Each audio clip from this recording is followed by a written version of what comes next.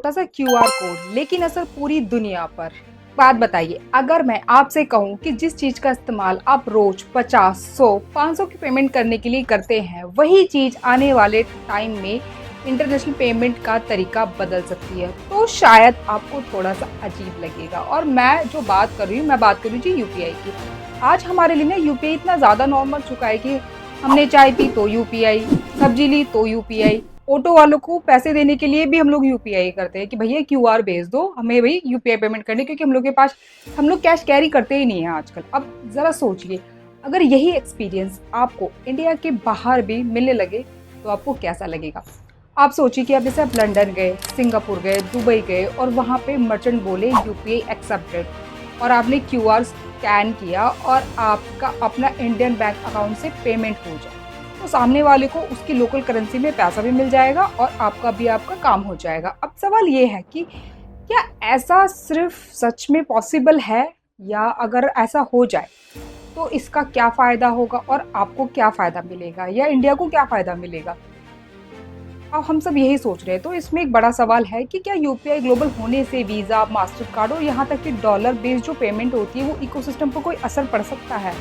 तो आज की वीडियो में ना मैं आपको बहुत सिंपल लैंग्वेज में समझाऊंगी इसे, और एंड तक बने रहिए वीडियो में। आखिर मैं आपको बताऊंगी कि मुझे इस पूरी यूपीआई स्टोरी में सबसे इंटरेस्टिंग चीज़ क्या लगती है। सबसे पहले समझते हैं यूपीआई इतना बड़ा कैसे बना। अब पहले एक बेसिक से शुरू करते हैं, यूपीआई आखिर है क्या और हम लोग इसे ज़्यादातर यूज़ क्यों करते हैं। यूपीआई को बस गूगल पे, फ़ोन पे या किसी क्यूआर के रूप में ही देखते हैं हम लोग, लेकिन यूपीआई एक्चुअली जो है उससे थोड़ा सा अलग है। सिंपल लैंग्वेज में मैं आपको बताती हूँ कि ये क्या होता है। यूपीआई एक ऐसा पेमेंट इंफ्रास्ट्रक्चर है जो कि अलग अलग बैंक अकाउंट्स को कनेक्ट करके इंस्टेंट पेमेंट पॉसिबल बनाता है। यानी अगर मेरे पास एचडीएफसी का अकाउंट है तो आपके पास एसबीआई का अकाउंट है, तो हम एक ही बैंक अकाउंट होने की ज़रूरत भी नहीं है, तो मैं आपको यूपीआई पेमेंट कर सकती हूँ। ज़रूरी नहीं कि आपको सेम बैंक होना चाहिए। तो यही चीज़ इंडिया में बहुत नॉर्मल हो चुकी है। अब मज़ेदार बात मैं आपको बताती हूँ क्या है। कुछ साल पहले ना, अगर आपको किसी छोटे दुकानदार को भी 100 रुपये देने थे तो आपको कैश देना था। सबसे पहले आसान होता था, फिर कार्ड आया, लेकिन कार्ड के लिए मशीन चाहिए थी। अब मशीन तो हर कोई नहीं रख सकता ना, और फिर क्यूआर कोड ने पूरा गेम ही बदल दिया। अब एक छोटी सी दुकान पर भी आप जाएंगे और देखते हैं एक क्यूआर कोड ज़रूर लगा होता है। चाहे आप छोटी सी कोई सब्जी भी खरीदने जाएंगे, वहाँ पर भी क्यूआर कोड ज़रूर होता है। चाहे बस, इसके लिए ना कोई बड़ी मशीन चाहिए और कोई कैश कैरी करने की भी आपको ज़रूरत नहीं है। स्कैन किया, पिन डाला और पेमेंट आपकी डन हो गई। और यही सिंप्लिसिटी है यूपीआई की, और सबसे बड़ी स्ट्रेंथ भी यही है। लेकिन अब एक सवाल और है कि क्या इंडिया की ये पेमेंट स्टोरी बाकी दुनिया में भी काम कर सकती है। आपको क्या लगता है, अगर यूपीआई विदेश में भी चले तो क्या होगा। सबके मजे आ जाएंगे ना। चलो एक सिचुएशन इमेजिन करते हैं। मान लीजिए आपने पहली बार सिंगापुर गए, आपको भूख लगी, रेस्टोरेंट में आपने खाना खाया और बिल आया। अब सिंगापुर जो होता है भाई वो डॉलर्स में चलता है, लेकिन नॉर्मली आपके दिमाग में क्या आएगा कि कार्ड चलेगा भाई, तो कार्ड तो आपको हर जगह फिर कैरी रख के चलना ही पड़ेगा। फॉरेक्स चार्जेस कितने लगेंगे, इंटरनेशनल ट्रांजैक्शन ऑन है या नहीं है, ये सब चीज़ देखनी पड़ती है। अब इमेजिन कीजिए रेस्टोरेंट के काउंटर पर अगर आपको क्यूआर कोड मिल जाए, आप फ़ोन निकालेंगे, स्कैन करेंगे और अपनी पेमेंट डन कर देंगे। आपके अकाउंट से इंडियन रुपीस डेबिट होते हैं और मर्चेंट को सिंगापुर डॉलर्स में मिलते हैं। तो बस यही एक आइडिया है क्रॉस बॉर्डर इंस्टेंट पेमेंट्स का। अभी सुनने में तो बहुत सिंपल सा लग रहा है, लेकिन टेक्निकली पीछे बहुत कुछ होता है इसके, जैसे currency conversion, banking system, regulation, security, settlement, सबको कोऑर्डिनेट करना पड़ता है। तो ये सिर्फ इतना बोलना कि यूपीआई को दूसरे देश में लॉन्च कर दो, इतना सिंपल भी नहीं है। लेकिन अगर अलग अलग कंट्रीज में पेमेंट सिस्टम आपस में कनेक्ट हो जाए तो पिक्चर काफ़ी इंटरेस्टिंग हो सकती है। अब इसका सबसे बड़ा फायदा किसे होगा, आप लोग यही सोच रहे हैं ना। तो मैं आपको बताती हूँ कि अगर आपको 3 लोगों की स्टोरी बताती हूँ भाई मैं आपको, ठीक है। पहला एक टूरिस्ट है। मान लीजिए आप थाईलैंड गए, आपको टैक्सी लेनी है, खाना खाना है, शॉपिंग करनी है, और अगर आपका फैमिलियर पेमेंट मेथड काम आता है तो ऑब्वियसली एक्सपीरियंस आसान हो जाएगा। लेकिन दूसरा, फ्रीलांसर। मान लीजिए कोई इंडियन फ्रीलांसर फॉरेन क्लाइंट के लिए काम करता है। अगर cross border payment infrastructure fast और चीपर हो जाए तो उससे फ़ायदा हो सकता है। और तीसरा, स्मॉल बिजनेस ऑनर। मान लीजिए हरियाणा का कोई छोटा एक्सपोर्टर थाईलैंड या सिंगापुर में कस्टमर्स को सामान बेचता है, तो उसके लिए इंटरनेशनल पेमेंट्स जितने सिंपल होंगे उतना इंटरनेशनल बिजनेस करना उसके लिए आसान हो सकता है। और यही यूपीआई का एक बड़ा पोटेंशियल दिखाई देता है, क्योंकि इंटरनेशनल ट्रांजैक्शन में सिर्फ बड़े कंपनीज नहीं होती हैं, मिलियंस ऑफ स्मॉल बिजनेस भी होते हैं। और अगर टेक्नोलॉजी इन्हें ग्लोबल कस्टमर्स तक आसानी से कनेक्ट कर दे तो उसका इकोनॉमिक इम्पैक्ट बड़ा हो सकता है। अब इंडिया को इससे सिर्फ इकोनॉमिक फायदा ही नहीं हो सकता, ये अगला पॉइंट सबसे ज़्यादा इंटरेस्टिंग है। अब यूपीआई इंडिया के लिए पावर कैसे बन सकता है, मैं आपको बताती हूँ। किसी कंट्री की पावर सिर्फ उसकी आर्मी या इकोनॉमिक से ही डिसाइड नहीं होती है, टेक्नोलॉजी भी पावर है। अब जिस कंट्री की टेक्नोलॉजी दूसरे कंट्रीज यूज करते हैं उस कंट्री का इन्फ्लुएंस नेचुरली बढ़ जाता है। एग्जाम्पल के लिए इंटरनेट स्टैंडर्ड्स को ही देख लीजिए, आप टेक्नोलॉजी के सिस्टम्स को देखिए और डिजिटल पेमेंट्स को भी देखिए।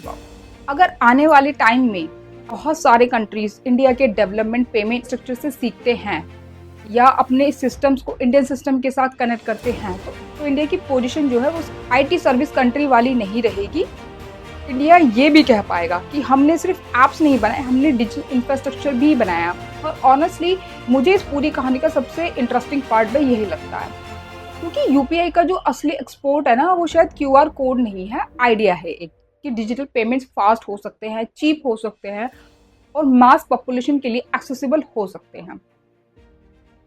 अब एक क्वेश्चन ये है कि भाई कैसे डॉलर को खतरा होगा। अब यहाँ इंटरनेट पर ना आप सबको बहुत सारी हेडलाइंस मिलेंगी कि UPI will destroy the dollar, India will replace the US, dollar खत्म। लेकिन थोड़ा रुकिए भाई, एक ये ऐसे सीधे सीधे नहीं है। क्योंकि जो यूपीआई है और डॉलर है वो एक चीज नहीं है।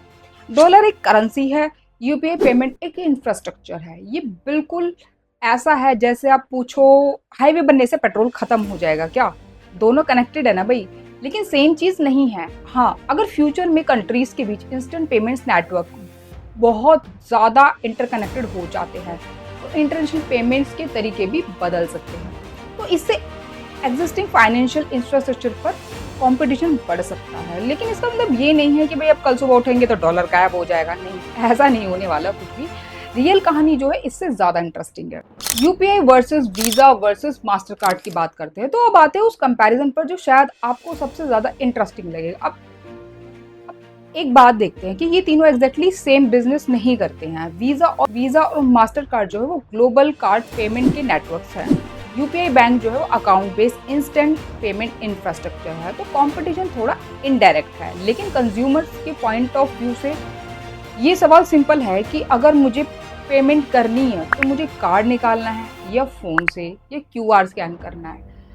तो इंडिया ने क्यूआर को बहुत पॉपुलर बना दिया है। अब ये चीज़ दूसरे कंट्रीज के लिए इंटरेस्टिंग हो सकती है, लेकिन जो वीज़ा और मास्टर कार्ड है वो एक बहुत बड़ी स्ट्रेंथ है। उनका ग्लोबल एक्सेप्टेंस नेटवर्क पहले से ही बना हुआ है। मतलब hotel, airline, shopping, online payments, हर जगह कार्ड इकोसिस्टम मौजूद है।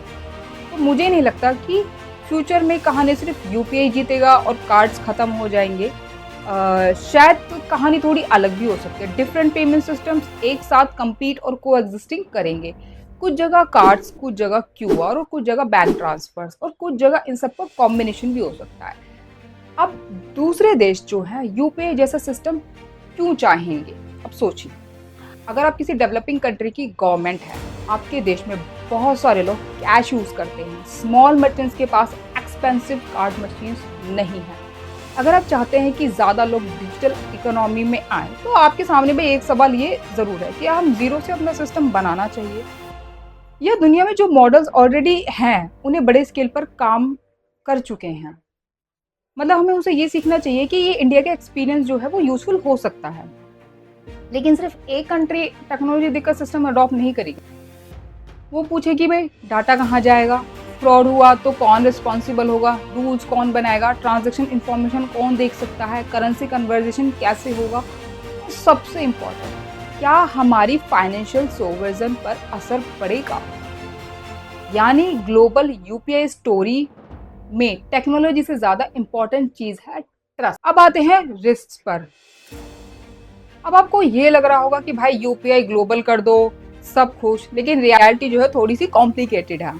सबसे पहला रिस्क आता है साइबर सिक्योरिटी का, क्योंकि हमने बहुत सारे ऐसे केसेस देखे कि यूपीआई पेमेंट से भी काफ़ी सारे फ्रॉड होते हैं। अगर हम आपके फ़ोन से कोई फ्रॉड होता है तो एक व्यक्ति को नहीं होता, लेकिन इमेजिन कीजिए कोई ग्लोबल पेमेंट नेटवर्क बड़े स्केल पर अटैक हो जाए तो काफ़ी बड़ा नुकसान हो सकता है। और दूसरा है fraud, fake QR codes, fishing, OTP scam, social engineering और एआई आने के बाद तो फ्रॉडस्टर के स्मार्ट भी हो चुके हैं, क्योंकि हम आए दिन कोई ना कोई फ्रॉड की न्यूज़ थ्रू यूपीआई सुनते ही हैं। और तीसरा है रेगुलेशन, एक कंट्री के रूल्स दूसरी कंट्री में ऑटोमेटिकली काम नहीं करते हैं, तो इंटरनेशनल पेमेंट नेटवर्क को मल्टीपल गवर्नमेंट के रूल फॉलो करने होंगे। और फोर्थ है currency conversion, UPI payment instant हो सकती है, लेकिन डॉलर, यूरो या सिंगापुर डॉलर में कन्वर्ट करने की ज़रूरत तो रहेगी भाई, इसलिए फॉरेन एक्सचेंज सिस्टम ख़त्म नहीं हो सका। और फिफ्थ जो है सबसे इंटरेस्टिंग है जियो पॉलिटिक्स, क्योंकि जब पेमेंट इंफ्रास्ट्रक्चर बड़ा हो जाता है तो गवर्नमेंट उसे टेक्नोलॉजी की तरह नहीं देखती, वह उसे स्ट्रैटेजिक इंफ्रास्ट्रक्चर की तरह भी देख सकती है। इमेजिन कीजिए 2030 का वर्ल्ड कैसा है। अब थोड़ा फ्यूचर इमेजिन कर लेते हैं, मतलब फ्यूचर इमेजिन करने में क्या जाता है। अगर आप इंडिया से यूरोप ट्रैवल कर रहे हैं, एयरपोर्ट पर कॉफ़ी लिया आपने, क्यूआर स्कैन किया, पेमेंट डन हुए, आप होटल पहुंचे, क्यूआर स्कैन किया, पेमेंट डन, टैक्सी ली, पेमेंट डन।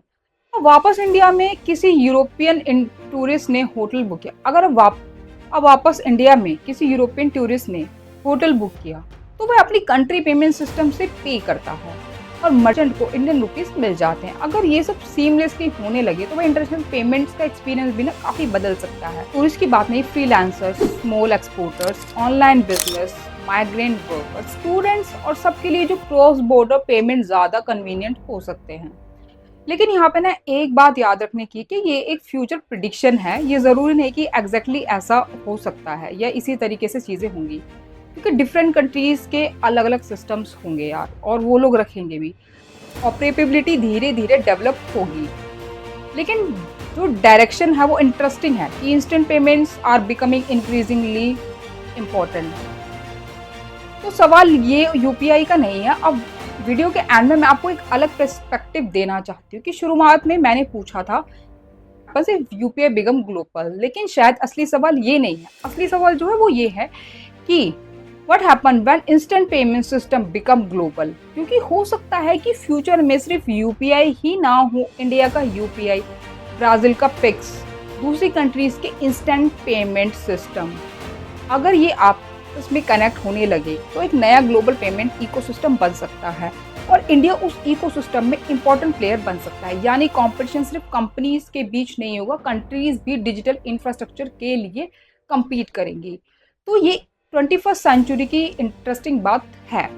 तो आखिर में अगर यूपीआई ग्लोबल हो जाता है तो क्या होगा?